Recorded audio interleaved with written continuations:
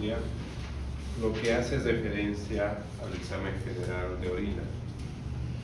Este estudio inicial es un estudio de bajo costo, accesible en cualquier lugar. Y la información que nos puede dar el examen general de orina es muy amplia, pero dependerá mucho de cómo cada persona lo interprete. Primeramente, ¿qué es la orina? Según la literatura, la orina es nada más que el ultrafiltrado del plasma, que tiene por objetivo o finalidad eliminar todos los productos de desecho. Ya vimos la anterior clase cuáles eran esos productos de desecho, y todos esos productos de desecho se eliminan a través de la orina. Por ende, para eliminar esa cantidad o esos productos de desecho se requiere un volumen urinario mínimo, porque recuerden que nosotros no hacemos diuresis o eliminamos piedras en la orina, ¿verdad? Eliminamos líquido y los solutos están disueltos en el líquido de la orina. Dependiendo de la literatura que vayan a revisar ustedes, el volumen urinario aproximadamente 24 horas es aproximado de 1.4 litros. Pero eso varía mucho dependiendo a qué, dependiendo a la ingesta de líquidos. Por ejemplo, si ustedes toman diariamente 2 a 3 litros, por ende el volumen urinario va a aumentar. Pero si ustedes se restringen, no toman agua, como el caso de esas cirugías que duran 6, 8 o 10 horas, entonces el volumen urinario por ende tiende a disminuir. Otro término muy importante que se utiliza es la presencia de oliguria. La oliguria se define como un volumen urinario en 24 horas menor a 400 mililitros día, o una uresis horaria de 0,5 a 1 mililitro kilogramo hora. Y la presencia de anuria, volumen urinario menor a 100 o una uresis menor a 0,5 mililitros kilogramo hora. Conocer estos valores son muy importantes, ¿no? Recordemos que una de las funciones principales del riñón era la filtración y los procesos de reabsorción y secreción, y de esta manera favorecer la producción de orina. Entonces los cambios en el volumen urinario nos van a reflejar de cómo está funcionando el riñón. Claro ejemplo, un paciente con choque hipovolémico disminuye la volemia y por ende la uresis va a disminuir. O caso contrario, ¿no? Por ejemplo, aquellos individuos que tienen enfermedades como potomanía, que es una enfermedad en la cual el individuo tiene una gran necesidad de ingerir líquido en abundantes cantidades. Y en esos casos se tendrá que eliminar ese excedente. ¿Para qué nos sirve un examen general de orina? Primeramente, nos ayuda a ver o analizar cómo está funcionando el riñón. Nos puede dar informe si hay alteraciones en la vía urinaria o patologías. Por ejemplo, una litiasis en la vía urinaria, ¿cómo se manifiesta? Hematuria. Y eso se puede observar en el examen general de orina. Procesos infecciosos como una pielonefritis, cistitis, se manifestarán pues con leucocituria, nitritos y otras cosas, ¿no? También otra alteración o una otra información que nos puede dar son los procesos metabólicos. Enfermedades congénitas como la cistinosis. La única manera, hay dos maneras de hacer el diagnóstico, ¿no? Uno a través de un examen general de orina y otra vez del examen oftalmológico. Y también es el único examen que nos puede decir cómo está el medio interno. porque también ya vimos que a través de la orina se elimina sodio, potasio, calcio, fósforo y magnesio. Y nos da una información de cómo está el medio interno y también cómo está nuestra dieta, ¿no? Porque, por ejemplo, si ustedes ingieren grandes cantidades de sal, ¿por dónde creen que va a salir ese exceso de sal? Por la orina. O si ingieren grandes cantidades de otras sustancias, también salen por la orina. Y muchos medicamentos se metabolizan en el riñón y se excretan por esta vía. Otra información que nos puede dar el riñón es de procesos oncológicos, como las leucemias, los linfomas, que son tumores líquidos que de etapa inicial le invaden casi todo el tejido, y las células neoplásticas o blastos salen por la orina. Si se los busca, se los encuentra. En la evaluación del examen general de orina, ocupamos o se dan en 3 etapas. Primeramente, el aspecto físico, el examen químico y el examen microscópico, ¿no? Claro, ¿no?, que por el examen físico pues hay que ver las características de la orina, lo que se ve, el color, si está claro, turbio, tiene un olor y el volumen. Y en el examen químico ya se utilizan tiras reactivas o otros métodos de análisis donde se podrá observar o determinar la densidad, el pH, proteínas, glucosa, cetonas, nitritos y otros. Y en el examen microscópico, pues este examen solamente lo realizan cuando uno lo pide. Cuando pongan el examen general de orina más examen microscópico o examen de sedimento urinario. Porque si no lo piden, no lo realizan. Y en el examen microscópico pues podemos observar muchas cosas, ¿no? Presencia de células, los cristales y la presencia de elementos formes. Para la realización de la toma del examen general de orina se requieren cumplir ciertos criterios, que son: el examen general de orina no causa dolor ni molestias, en primer lugar, y es accesible, ¿no? Otro requisito, lo ideal es que tiene que ser la primera orina de la mañana. ¿Por qué? Porque recordemos que en la noche no nos despertamos cada rato a orinar, ¿verdad? Entonces toda la orina durante toda la noche se forma y nos da una información más importante sobre el sedimento y la capacidad de concentración de la orina. Un requisito muy importante también es que tiene que evaluarse en la primera hora. ¿Por qué? Por esto. Se contaminan los glóbulos o las células que se encuentran en la orina, se lisan o se desintegran. Por eso es muy importante que una vez que se tome el examen de orina, pues, se tendrá que analizar en la primera hora, porque de esta manera nos puede dar una información más amplia y fidedigna. Pero a veces, cuando ustedes ya trabajen en centros de salud, los pacientes vienen de día, de noche, de madrugada, ¿verdad? Y a veces el laboratorio no existe. Lo que se puede hacer es esto: refrigerar a esta temperatura y te puede servir durante 4 horas.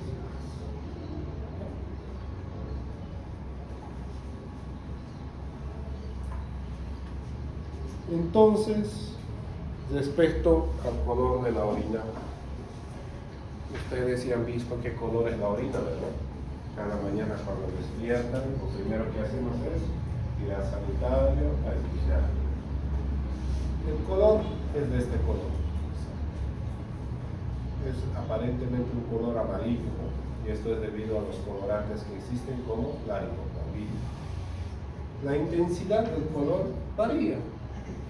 Por ejemplo, la primera orina que emitimos es más concentrada, más amarilla, ¿verdad?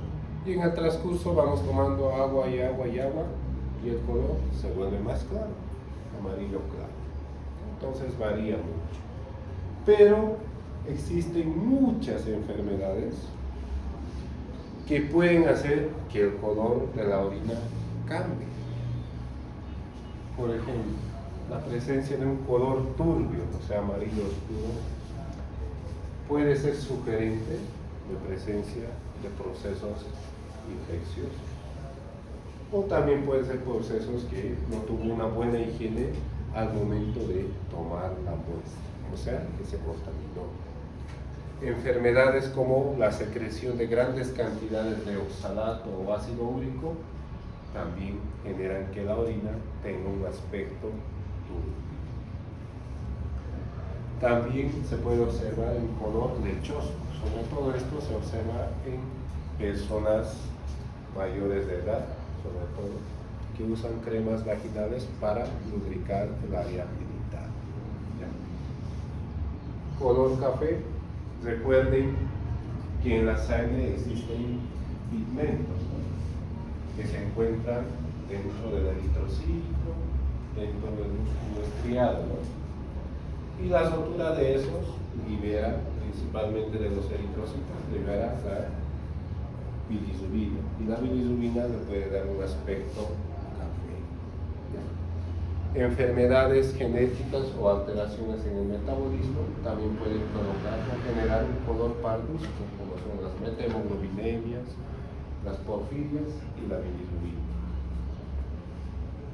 Y por ejemplo, otros tenemos las infecciones, como por la pseudomonas, que es un patógeno intrahospitalario que hace que el color de la orina sea verde o azul.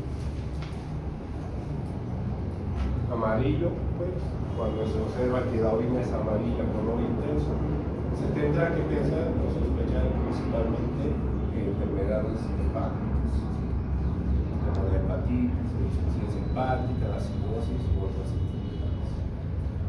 También la presencia de orina de color rojo pues nos denotará la presencia de sangre.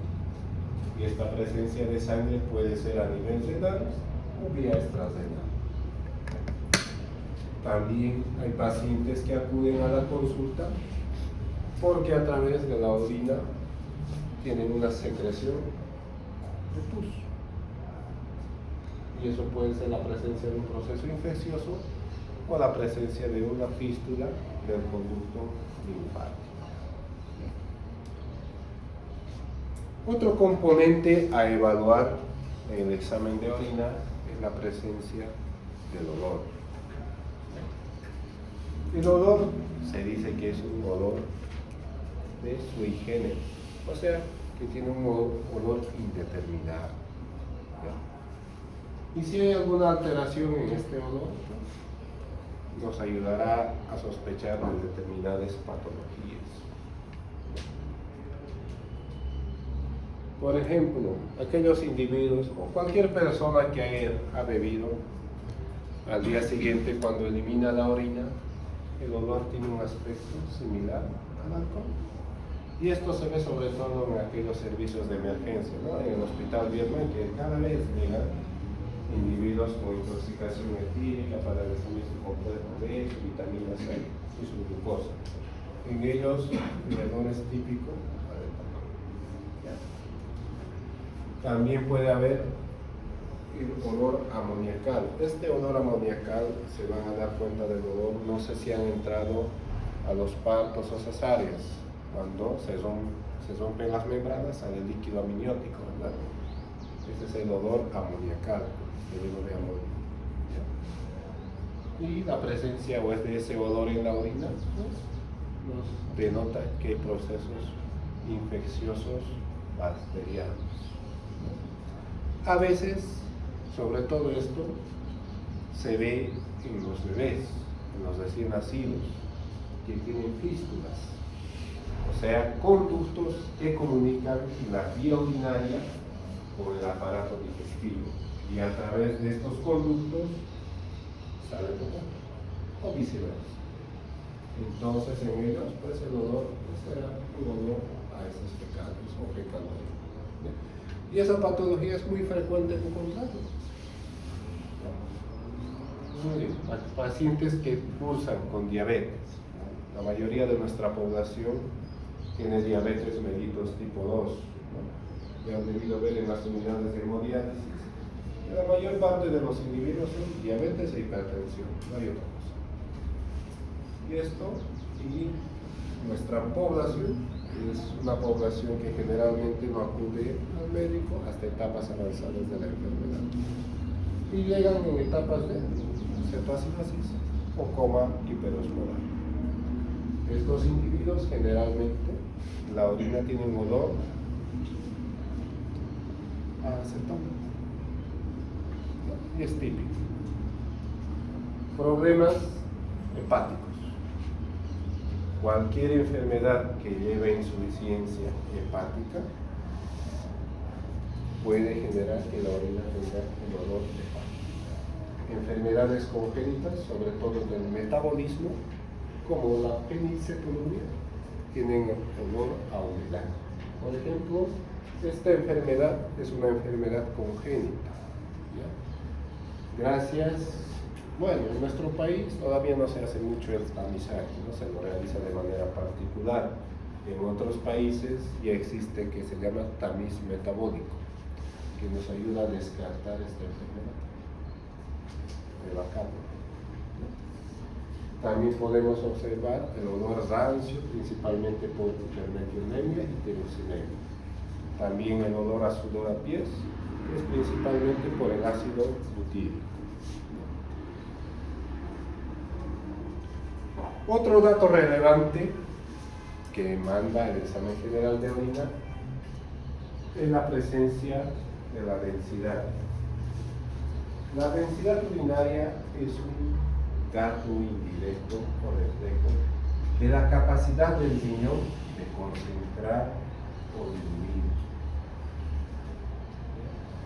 Y los valores son muy variados, desde 1.005 a 1.03. Por ejemplo, ¿qué enfermedades provocarían una densidad urinaria baja? ¿Cuál se les ocurre?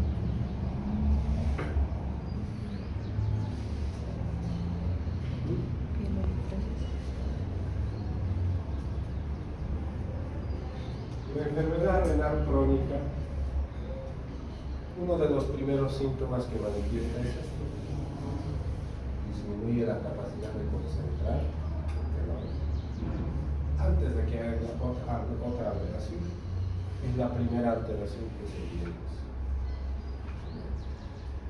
Y aquellas enfermedades que pueden provocar un incremento de la densidad, ¿cuáles serían? Cetoacidosis. Cualquier proceso de hipovolemia. ¿Y causas de hipovolemia? Vómitos, diarreas, poliuria, cetocinosis, choque, etc. Y estos incrementarían o elevarían la densidad urinaria. Ahí está. Enfermedades que incrementan la densidad urinaria, cetoacidosis, contrastes, Shixa, enfermedades hepáticas y otras. Y enfermedades que disminuirían la densidad urinaria, tenemos la diabetes insípida, procesos inflamatorios de la vía urinaria, la lesión renal aguda, la enfermedad renal crónica terminal. Eso sería con referente solamente al examen físico de la orina. Ahora vamos a ver el examen químico. En el examen químico se utilizan ya determinados instrumentos para determinar ciertas sustancias que pudiesen estar en la orina. Y estas sustancias que se utilizan o estas estructuras son las tiras reactivas. ¿Ya? Estas tiras reactivas, como pueden ver, son fragmentos de papel que cuando entran en contacto con la orina cambian de color. Y esos colores se tendrá que ver en la imagen fotográfica que presenta y comparar las dos. Entonces, esto es un examen muy subjetivo, ¿no? Porque, por ejemplo, para unos puede ser esto. Entonces, dependerá mucho, será una estructura en forma de operador dependiente. Los datos que nos informan o nos informa este estudio de la tirazófila, primeramente es el pH urinario. ¿Qué denota el pH urinario? Recordemos que una función renal era eliminación de iones de hidrógeno y retención de iones, moléculas de bicarbonato. Y de esta manera mantener el pH sanguíneo, ¿verdad? Entonces, los valores del pH urinario son muy variados, de 4.6 a 8. Por ejemplo, enfermedades, por ejemplo, que cursan con pH urinario bajo. Por ejemplo, una acidosis metabólica secundaria a choque o una enfermedad renal crónica, pues va a tener un pH urinario bajo, porque el excedente del ácido tiene que ser eliminado. Entonces el pH por ende va a bajar. Las acidosis tubulares renales también cursan con pH bajo. Enfermedades, por ejemplo, con pH urinario elevado, ¿cuáles pudieran ser? Las alcalosis metabólicas, ¿no? Donde hay excedente de bicarbonato. Entonces se tendrá que eliminar, ¿no? Ahí tenemos los diferentes ejemplos del pH que cursa con uno bajo, orina ácida, pH alto, orina alcalina. Por ejemplo, una dieta rica en proteínas también puede alterar el pH urinario. La acidosis respiratoria, metabólica, la cetoacidosis diabética, la uremia, la diarrea e infecciones por E. Y el pH con orina alcalina, lo contrario, ¿no? Aporte proteico, dieta rica en vegetales. Entonces, con esto, ¿qué queremos decir? Que aquellos individuos que son vegetarianos, probablemente el pH en la orina sea alcalino. Y las diferentes alcalosis e infecciones, principalmente por gram negativos, como la pseudomonas y el proteus. Otro dato es la presencia de proteínas. La presencia de proteínas en la orina es algo malo, patológico, porque normalmente los seres humanos no tenemos que eliminar proteínas a través de la orina, y la presencia de proteínas en la orina significa que algo está mal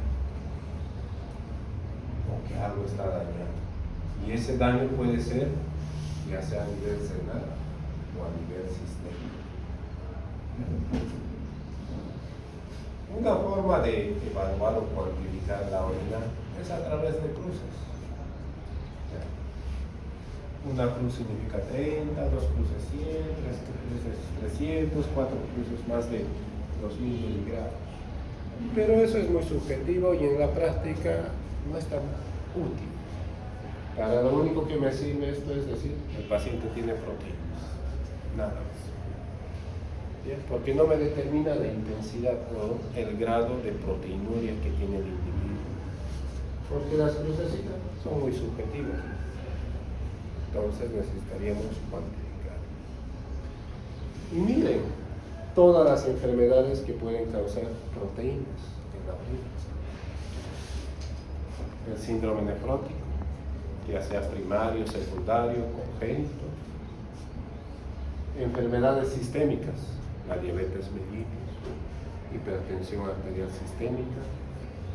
Enfermedades congénitas, como la enfermedad de Wilson, la amiloidosis, durante el embarazo la preeclampsia o eclampsia, tumores como el mieloma múltiple, procesos fisiológicos como la actividad física, fiebre, tratamiento con salicílicos y hasta la exposición del frío puede generar la presencia de proteínas.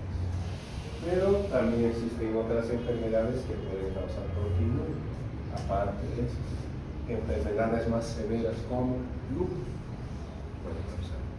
Enfermedades como las vasculitis, las granulomatosas del Duene, Churres-Down, la poliartritis microscópica y otras vasculitis. Entonces, en este caso, si vemos proteínas en la orina, nuestra meta o función será buscar por qué tiene proteínas. Porque las causas son miles. Otro dato es que en la orina se puede observar azúcar, lo que se denomina glucosuria. El riñón tiene un umbral, o sea, un límite, que dice, si pasa este límite, sale azúcar en la orina. Y ese límite es 180. Porque cuando sobrepasa este valor, la velocidad de filtración está elevada y el grado de reabsorción de la glucosa a nivel tubular es sobrepasado. Y entonces se tiene que eliminar el exceso de orina. ¿Y cómo se darían cuenta ustedes de la presencia de glucosuria? Sin necesidad de un laboratorio. No sé si alguna vez han ido al campo y han hecho sus veces en una arbolito. Cuando vienen las hormigas, significa que tiene azúcar esa hormiga. Porque las hormigas pueden levantar el azúcar. Una forma es eso. ¿Ya? Y una de las principales causas que puede causarnos glucosuria, ¿cuál sería? La diabetes, ¿no? La diabetes mellitus. Y también sería una forma de ver cómo es el apego de los pacientes, ¿no? Que dicen, tomo mi medicamento así, con horario y todo. Pero si en el examen general de orina se está evidenciando que hay glucosa en la orina, pues el control que tiene el paciente pues, es muy pobre, ¿no? Porque si tomara sus medicamentos y estuviera controlado, no hubiera eso. Pero también puede haber falsos positivos cuando hay una gran ingesta de azúcar, esas tortas que nos echamos.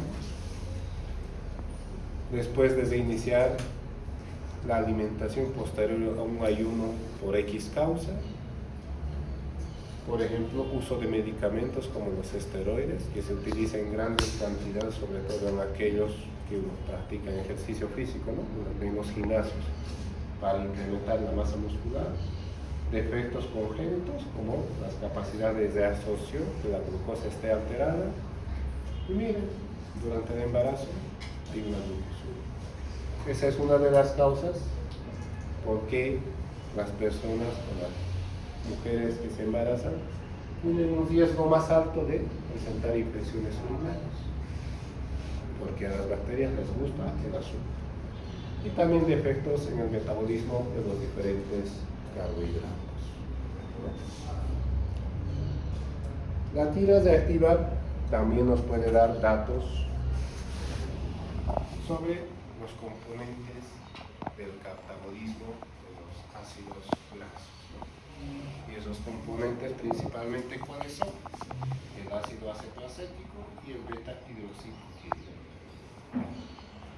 ¿En qué patologías sospecharían ustedes que estas entidades suban?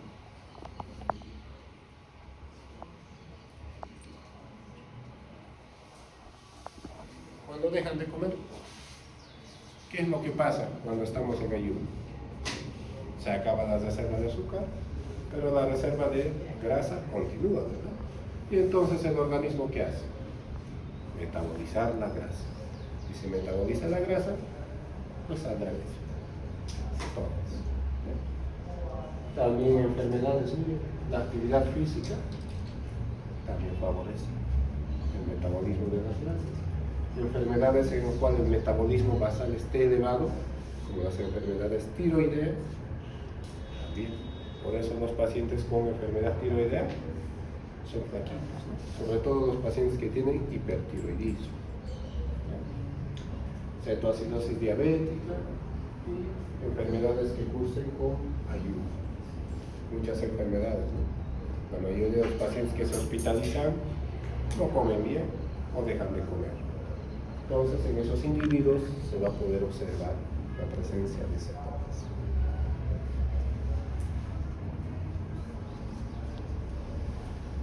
También nos puede dar datos de la presencia de sal en la orina, lo cual se denomina hematuria. Como la proteinuria, la hematuria también es un signo que nos tiene que llamar la atención, porque la hematuria también puede tener muchas causas y no es normal. La hematuria puede ser microscópica, o sea, solamente que se pueda ver a simple vista, cambiando el color de la orina, o diré macroscópica, y la microscópica que tendría que observarse en el microscopio. ¿Ya? Y aparte de eso, la hematuria puede ser del riñón o no puede ser del riñón. Eso vamos a ver después. Y las causas de hematuria son muchas. La presión arterial causa hematuria.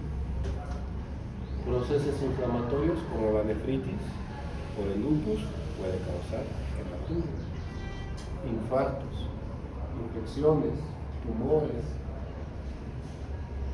enfermedades sistémicas como la endocarditis, alteraciones en las series rojas y alteraciones o defectos congénitos, ya sea en la coagulación o uso de medicamentos anticoagulantes. Todo eso puede provocar la presencia de sangre en la orina. ¿Ya?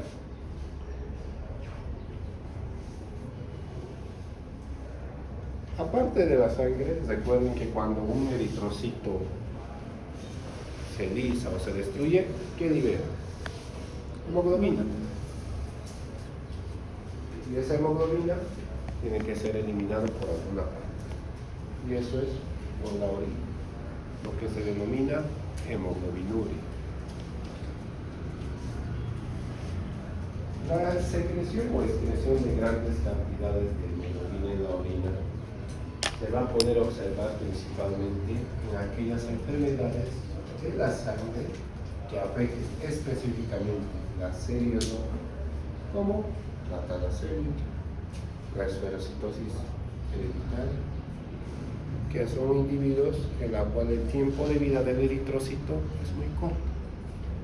Si se está produciendo y liberando continuamente hemoglobina en grandes cantidades.